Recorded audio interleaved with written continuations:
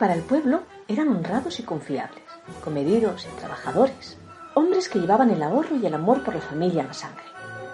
Para las autoridades, próceres y poderosos, en cambio, eran pobres y menesterosos, mentecatos y holgazanes, que se sustraían a todo tipo de norma y convención, analfabetos y revoltosos. Pero para una y otra parte, no cabe lugar a dudas, lo que es seguro es que eran una cosa: asturianos. Esta es la historia de los aguadores de Madrid. Yo quiero agua. Y yo barquillos. ¿Y tú qué quieres? Yo azucarillos. Aunque tome refresco por los jardines a Sayolé. Pero señora, ¿por qué le pega? Porque es muy malo. Y a gallega. Porque sí, si el ser gallego, o más bien gallega, se asociaba a las sirvientas, a las niñeras, mucho antes de que la fama nos vinculase con los serenos que recorrían chuzo en mano las calles de la capital, fuimos aguadores. O más bien fueron, porque el oficio era cosa de hombres. Implicaba cargar con importantes pesos. Tinajas de barro cargadas con como mínimo 30 litros de agua y hasta 50. Y rondar las calles hasta la caída de la luz del sol, siempre atento a que un vecino necesitase de agua fresca o un incendio en la ciudad requiriera del transporte urgente de la misma. El aguador que tiene su puesto en la esquina de la iglesia de San Ginés dará razón de un mozo de edad de 25 años que solicita acomodarse para ayudante de cocina, comprador o lacayo. Esta es la primera referencia que aparece sobre un aguador en el diario noticioso, curioso, erudito y comercial público y económico. Era una especie de boletín oficial de nuestros tiempos. Es de 1758 y en ella un aguador ofrece y da razón de un chaval que a su cargo busca un oficio. Como hoy, cuando un antiguo empleador da buenas referencias de tu trabajo. Pero, en realidad, el oficio de aguador era antiquísimo. Los primeros que mencionan las crónicas son de finales del siglo XV y los viajes de agua, es decir, las tuberías que traían a la ciudad el mejor agua de los manantiales de las afueras, del siglo XIII. Un poco como ahora, solo que, por supuesto, no todas las casas, ni mucho menos, de las grandes ciudades tenían acceso directo a esas tuberías. Todo lo contrario. En 1723, solo 448 casas, de las 8.082 que tenía Madrid, disfrutaban de agua. El resto tenían que ir a proveerse de ella a las fuentes públicas, a los famosos caños. Y es ahí donde entra en juego el papel del aguador. El aguador era uno que daba cierto aire campesino a la calle. Casi siempre asturiano o gallego, vestía con calzón corto, chaqueta pequeña, un trozo rectangular de cuero sobre el pantalón en el muslo derecho para apoyar la cuba antes de echarla al hombro y una montera en la cabeza. El traje del aguador era de un paño que ya no se ve en ninguna parte, macizo y duro como la piedra. A veces el hombre llevaba patillas y a veces sotabarba. Solía estar sentado esperando la vez sobre la cuba, alrededor de las fuentes viejas que se llamaban de los antiguos viajes de Madrid, que eran de agua salina, agua gorda, que se consideraba, por puro misoneísmo, mejor que el agua casi destilada del canal de Lozoya. Así describía un grande de las letras españolas, Pío Baroja, a los aguadores que a partir del siglo XVII recorrían en solitario, pero a la vez en multitud, las calles de Madrid. En solitario, porque por cuestiones de seguridad pública les habían prohibido, ya en 1620, cargar las pesadas tinajas en los asnos que les acompañaban. En multitud, porque una fuente era cuestión de varios aguadores, generalmente ordenados por riguroso orden de procedencia. Y sí, casi todos eran asturianos. Al menos, como describe Juan Jiménez Mancha en su excelente monografía, Asturianos en Madrid, a partir de la segunda mitad del siglo XVIII. En esa época las licencias muestran un importante monopolio asturiano del puesto de aguador, un trabajo municipal que se va a mantener hasta bien entrado el siglo XIX.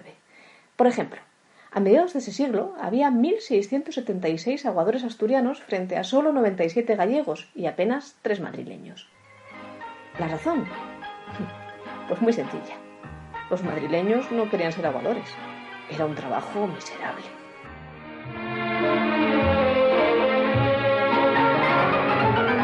Son, si bien los consideras, los gallegos y asturianos que aquí en la corte se encuentran machos de carga nacidos, para alivio de las bestias. Miserable, sí. Difícil y muchas veces ingrato trabajo, pero muy digno.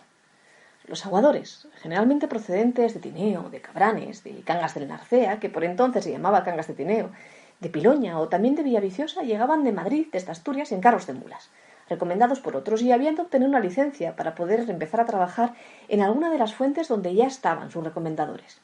Así fue como la fuente de Cabestreros, por ejemplo, estaba llena de belmontinos, o la de San Fernando de Maliallos.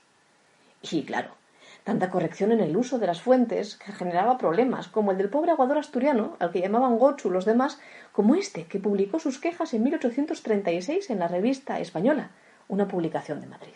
Señor editor de la revista Mensajero, muy señor mío, soy un pobre asturiano aguador de una de las fuentes de esta corte por gracia y nombramiento de su digno corregidor, el señor Marqués, viudo de Pontejos, y a mí, como a todos los nombrados por él, me tienen odio, rencor y mala voluntad los aguadores antiguos, que ni aun titularse quieren mis compañeros, no siendo extraño por aquello de quien es tu enemigo, llamándome, como a todos los de mi clase, gocho, palabra la más denigrativa que a un hombre de bien puede decirse en mi tierra, con otros 1000 improperios, habiendo ocasiones de venir a las manos los aguadores veteranos con los gochos, por cuya causa muchos de estos abandonan sus plazas.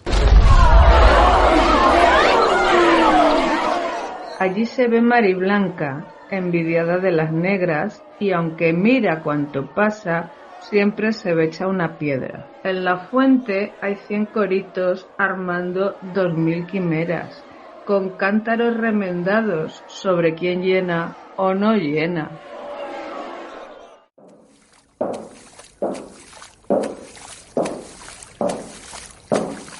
¿Escuchan eso?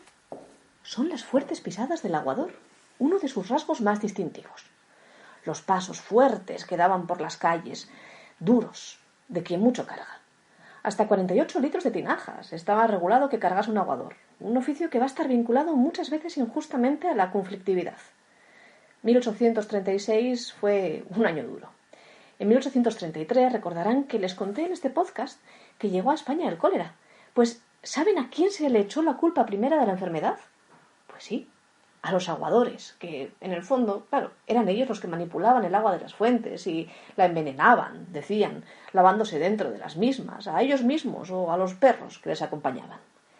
Incluso en 1835 hubo un crimen por ello.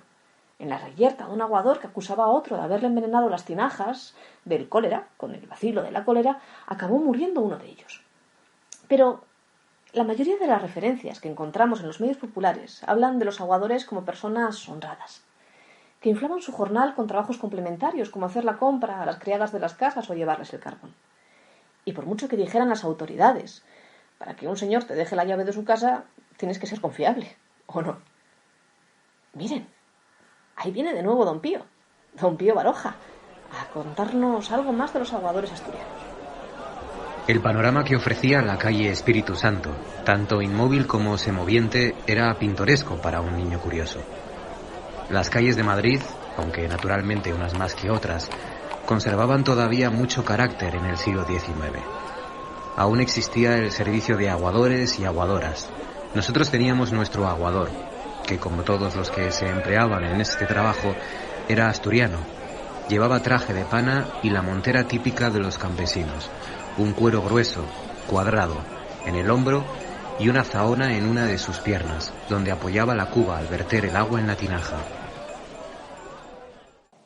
No eran mala gente, ¿no? Aquellos a quienes les tocaba en suerte ser aguadores en una villa y corte que no siempre les trató bien.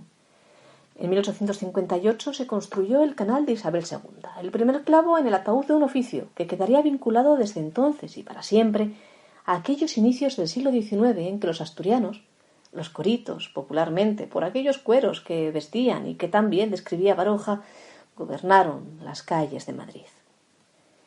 Con el canal, el agua llegó a todas las casas de la ciudad, y los aguadores ya fueron solo necesarios para los más nostálgicos. Poco a poco los asturianos fueron desapareciendo de las calles de Madrid, al menos aquellos que se dedicaban a transportar el agua, porque aquel era un trabajo estacional, en el que el hombre, generalmente con mujer e hijos en Asturias, venía para ahorrar el máximo de su escaso salario y mandar unas monedas, por Semana Santa y por Navidad, a casa. Nada de trabajos para hacerse rico, ni mucho menos. Aunque algún que otro corazoncito debieron romper aquellos fornidos transportistas de tinajas que se agrupaban, pobres como ratas, tras mandar la soldada a sus casas en Asturias, en los bajos de Recoletos, a fascinados por ahorrarse una peseta de más. «Pero, ¿qué le ha hecho usted a mi criada que tanto llora?», decía una señora a un aguador en un chiste del periódico Gil Blas en febrero de 1867. «Es que me voy a mi tierra», respondía él. «Pero no se aflija usted.